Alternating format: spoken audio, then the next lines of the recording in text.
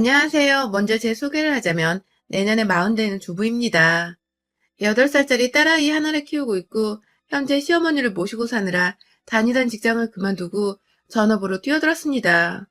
그렇게 된 지 어느덧 10개월이 다 되어가고 있습니다. 저희가 갑작스럽게 홀 시어머니를 모시게 된 것에는 다름 아닌 코로나 때문이었습니다. 코로나로 요양병원, 그리고 요양병원 안에서 대량으로 확진자들이 발생하는 일이 생겨나기 시작했을 때부터 그 안에 어머니를 잠시 모셔두고 있었던 저희 남편은 무척이나 어머니의 상태를 걱정하고 또 우려했는데요. 설상가상으로 면회를 가는 것조차 쉽지 않고 심지어 코로나가 심각해져 가는 이유로 외부인 출입금지 방침까지 생겨버린 바람에 남편은 거의 울며 겨자 먹기로 제게 부탁을 했었습니다.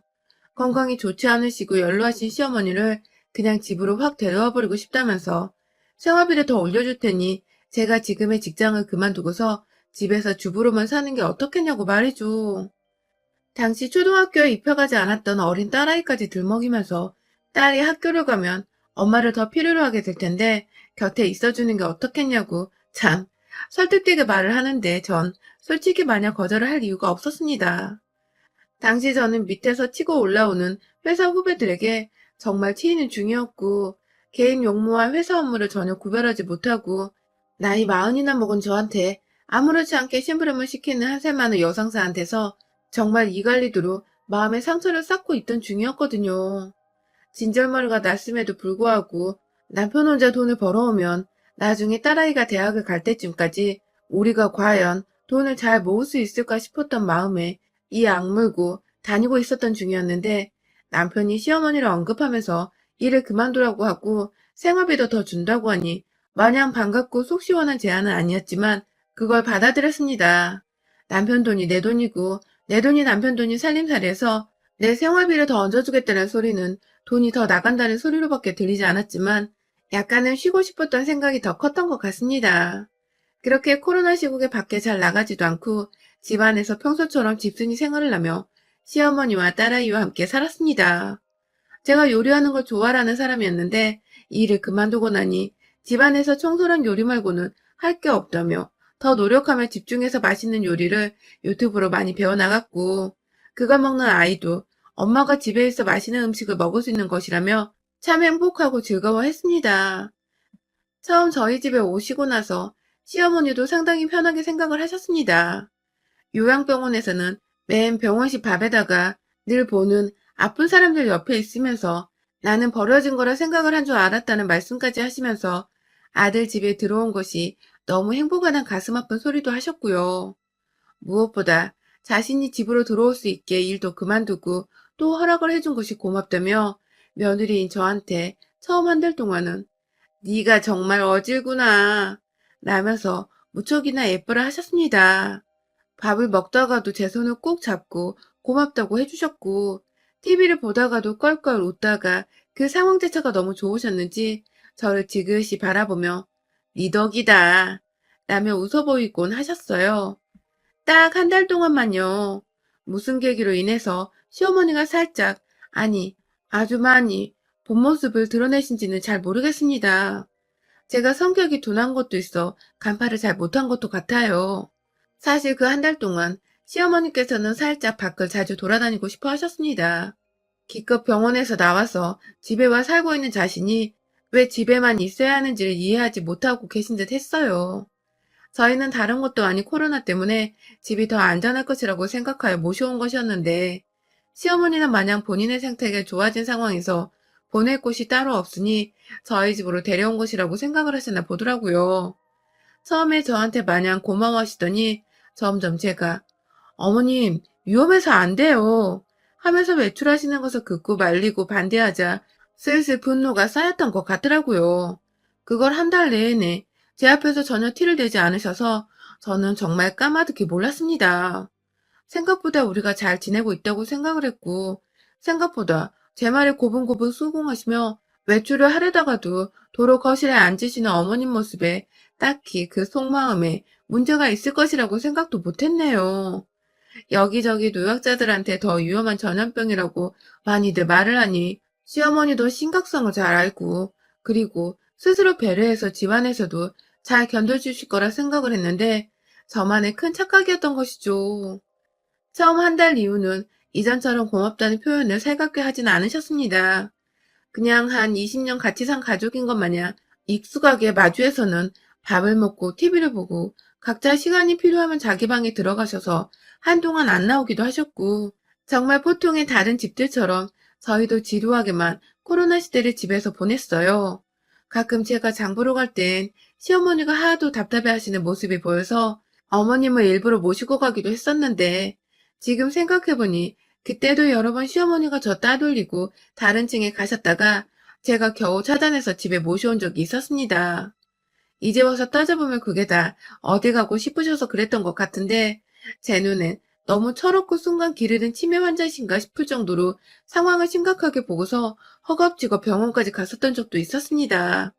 저한테 통 뭐가 불편하면 불편하다 말씀을 안 하시고 그런데 또 제 말은 상당히 고분하게 듣던 분이시라 뒤에서 꿍꿍이가 있는 줄도 몰랐어요.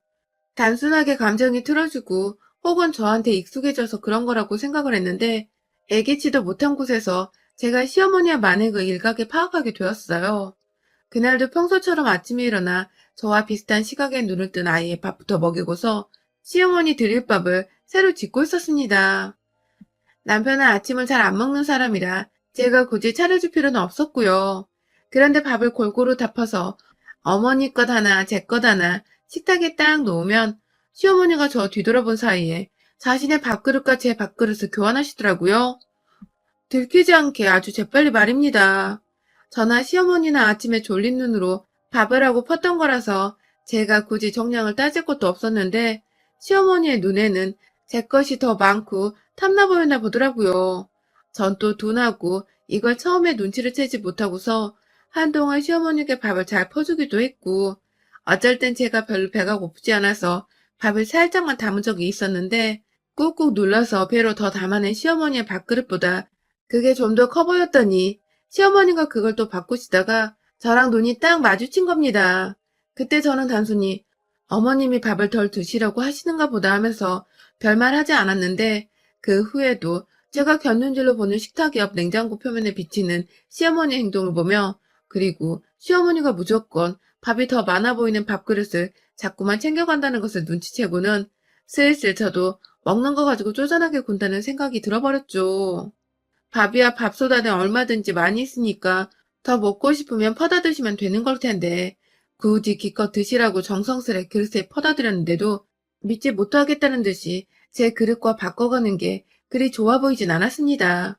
이게 밥 한 그릇만 가지고 그러는 거면 어떻게 이해는 하겠는데 밥뿐만 아니라 국그릇도 늘 바꿔 가셨고요. 혹여나 제가 독이라도 탄 줄 아는 건지 본인 국그릇이 더 실한데도 불구하고 꼭 그렇게 제 것과 바꾸시더라고요. 그리고도 제가 여름에 덥다고 아이스크림 봉지 안에 든 새 거 하나를 건네드린 적이 있는데 제가 건넨 걸 봤더니 한참 드시질 않다가 저희 딸내미 거를 반 강제적으로 바꿔가셔서는 애가 저한테 할머니랑 똑같은 맛으로 바꿔달라며 손에 든 걸 가져온 적도 있었고요. 제가 타드리는 커피는 물론이고 차 한 잔까지 생각이 없다고 안 마시더니 꼭 그로부터 몇 시간 지나지 않아서 누가 부엌에서 딸그락거리고 있어 나가보면 시어머니는 커피 생각에 차 생각이 났다면서 도구를 꺼내고 계셨습니다. 이런 일들이 너무 사소한 것부터 하나하나 생겨나니 저도 슬슬 제가 무슨 독타는 예비 살인자가 되어버린 것 같아서 기분이 굉장히 더럽고 불쾌했습니다. 꼭 먹는 것으로 이러니까 신경이 거슬릴 수밖에 없었고 가끔 다 같이 저녁 식사를 하는 와중에도 남편이랑 딸내미가 보는 앞에서 시어머니가 이짓거리를 하면서 저의 밥 국그릇을 자기 것과 바꾸시는 바람에 남편은 급기야 자기 없는 사이에 무슨 일이 있었냐면서 저를 오해하는 듯 물어보기도 했어요. 자기 말로는 어머님이 아무 이유도 없이 저러지는 않을 거라고 하는데 그 말을 듣자마자 제가 진짜 열불이 나서 남편이랑 둘이서 침대에 누워있다가 이 자식 옆구리를 발로 차서 침대에서 떨어뜨린 적도 있었습니다. 아무리 믿을 게 없어서 음식에 이상한 거 집어넣은 줄 아는 시어머니의 말을 믿는 거냐고. 너는 내가 그 정도 상식 밖의 짓을 하는 여자로 보이냐면서 엄청 화를 내니까 그제서야 남편도 아차 싶었는지 떨어진 침대 밑에서 빌면서 잘못했다고 하더라고요. 확 그때 다시 시어머니를 요양병원으로 보내든지 정신병원으로 보내든지 둘 중 하나를 하라고 말을 확실하게 했어야 했는데 정말 두고두고 열이 뻗치더군요. 더 웃겼던 건 그 후에 저희가 다 같이 치킨을 사 먹은 적이 있었는데 제가 손을 대는 치킨 주변으로는 시어머니가 극구 경계를 하면서 그 반대편에 있는 치킨을 집어먹는 겁니다. 제 눈에 그게 또 다 보였어요. 저도 짜증이 이빠이 나서는 일부러 치킨 하나를 집어주면서 시어머니께 어머님, 날개 좋아하시니 이거 드세요. 그거 저 주시고요. 라고 말을 했습니다. 그러자 시어머니는 너 먹어. 라는 퉁명스러운 말 한마디를 뱉더니 날개가 아까워 죽겠네. 라면서 아쉬움을 감추지 못하며 치킨을 마저 드셨습니다. 참나. 겨우 며느리 손이 잡혔다고 날개를 아까워할 정도라니. 저 할망구가 도대체 머릿속에 뭘 감추고 있는 건가 싶어서 참 속이 터졌죠. 제가 단순히 외출을 못하게 한 건 코로나로부터 걸릴 수 있는 위험으로부터의 최소한의 노출을 하자는 의도였는데 그게 그냥 자기 속 터져 죽이려고 하는 짓인 줄 아셨는지 그 후로는 어떻게든 자신을 병원에 다시 보내려고 하는 것 같다며 저희 사소한 음식부터 행동 하나하나를 의심하고 경계했어요. 심지어 며느리 주는 건 입에 모래를 퍼부어도 안 먹는다. 라면서 다 같이 밥 먹다가 남편이 그만 좀 하라고 하소연하니 딱 그 말씀을 하시곤 밥도 안 먹겠다며 방 안에 들어가 버리셨어요. 그리고 방 안에서 돌아가신 시아버지를 목 놓아 부르시며 아이고 차라리 죽어야지. 이건 뭐 조선시대 중궁전도 아니고 하시더군요. 그러니까 본인이 중전이라는 말인 것 같고 제가 그 중전 독살하려 자꾸 독탄 음식을 먹이는 후궁 뭐 그 정도 된다는 뜻인 것 같았습니다.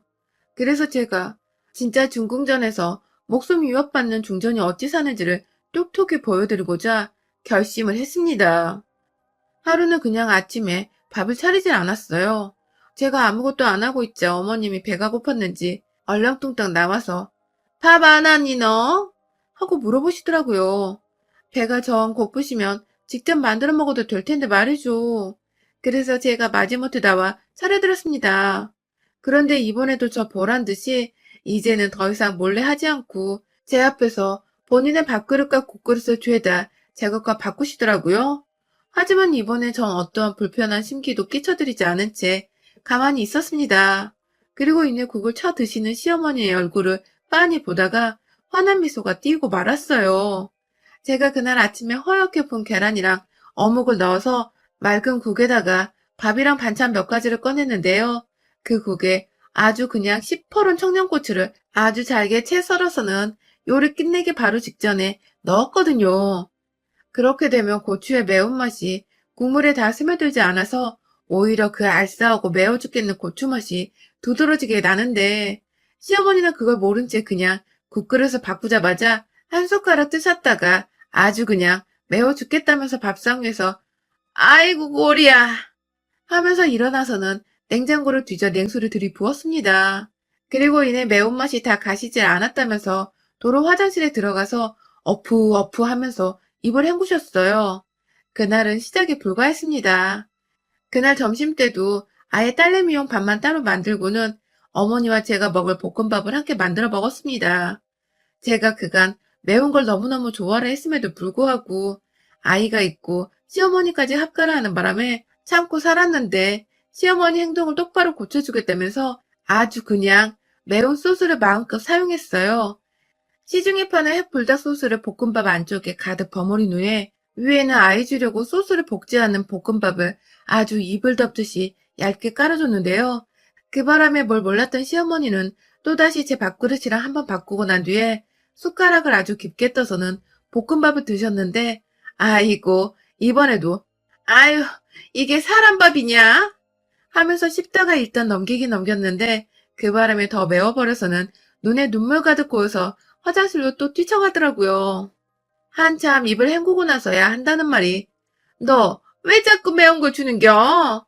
라고 제게 소리를 치셨는데 저는 당당히 말했습니다. 어머님이 제 밥그릇 바꿔 가셔놓고 왜 이제 와서 불평이에요? 라고 말이죠. 시어머니는 말 한마디 제대로 못하시고 꿍한 채 아침도 제대로 안 드셨는데 점심도 제대로 먹지 못하고는 그대로 방에 들어가셨습니다. 그날을 시작으로 저는 저녁 시간에 남편이랑 애기 밥 빼고는 저와 시어머니 밥과 국에는 무조건 청양고추에 핵불닭 소스, 그리고 이왕이면 익히지 않은 생강과 마늘파 등을 아주 종류별로 때려 넣어놨고, 저야 뭐 매운 게 좋다면서 잘만 먹었지만 제 그릇과 계속해서 바꿔대던 시어머니는 몇 번의 충격을 연속으로 받으시고는 더 이상 아예 밥을 못 드시더라고요. 아예 밥 한 숟가락 떠먹는 것도 겁을 먹어서는 경계를 하기 시작한 것입니다. 급기야 옆에서 남편이 자기 거랑 바꾸라고 하는데도 싫다 라면서 거절을 하셨고, 제가 뭐 입맛 없으시면 따로 라면이라도 끓여드려요?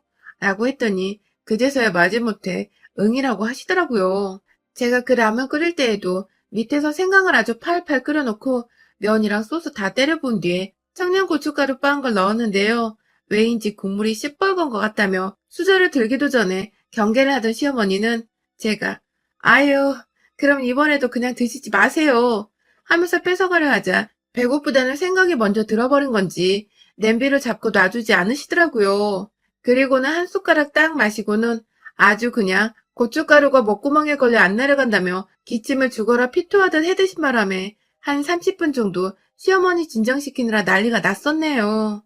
그 와중에 시어머니는 다 제가 의도적으로 그랬던 것을 알고 있기라도 한다는 듯이 저를 빤히 쳐다보며 눈물을 글썽글썽 하시는데 아주 정말 꼬셨습니다.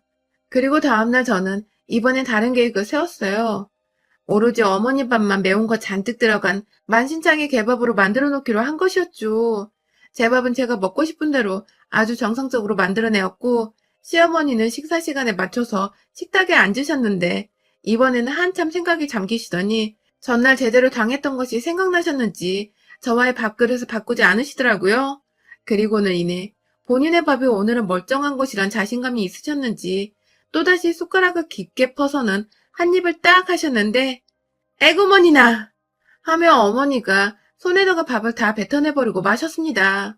이번엔 제가 굴소스에 전분가루 묻혀 약간 덮밥식으로 만들어놨는데 시어머니 소스에 들어가는 것에는 청양고추를 갈아서 집어넣어놨거든요.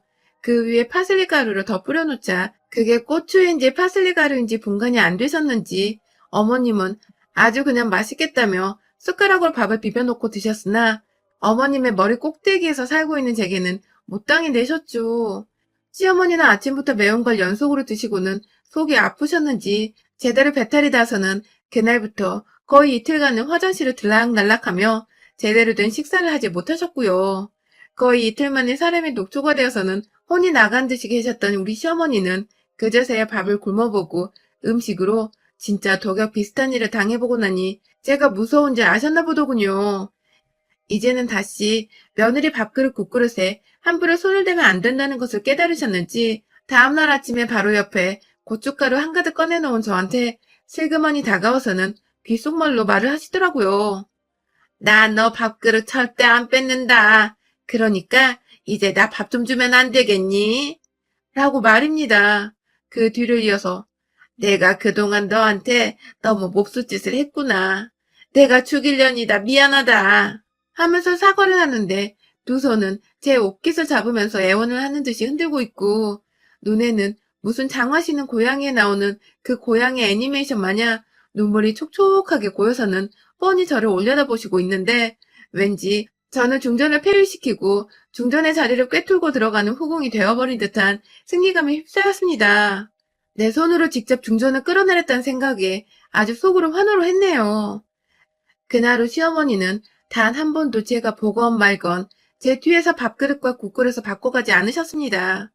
오히려 밥그릇을 바꾸지 않은 상태에서도 혹여나 밥 속에 고추가 숨겨져 있나 싶었는지 숟가락으로 밥을 한참이나 섞어대다가 냄새까지 확인을 하고는 한 숟가락 드셨으며 국을 마실 때에도 코로 킁킁대며 청양고추 냄새를 확인하다가 딱 마시더라고요. 그 덕에 저도 더 이상 내가 독약타는 며느리 같다는 불쾌한 감정을 느끼지 않게 되었고 남편도 아이도 잘 지내는 저희 고부관계를 보고는 누구보다 만족을 하고 있답니다.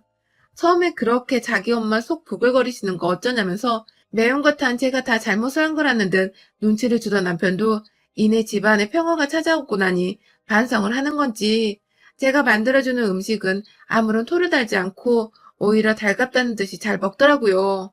잠깐 매운 거 먹어서 저도 정말 행복했고, 시어머니의 나쁜 손습관을 덤으로 고칠 수 있어서 참, 지나고 생각을 해봐도 뿌듯합니다.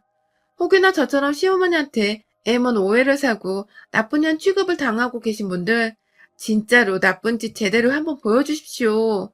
그래야 시어머니도 며느리가 장희빈이 빙의해서 진짜 사양을 탈지 모른다는 생각을 하고 쫄아서는 입 꾹 다물고 살 거예요. 여러분의 생각은 댓글로 남겨주세요. 오늘도 시청해주셔서 정말 감사합니다.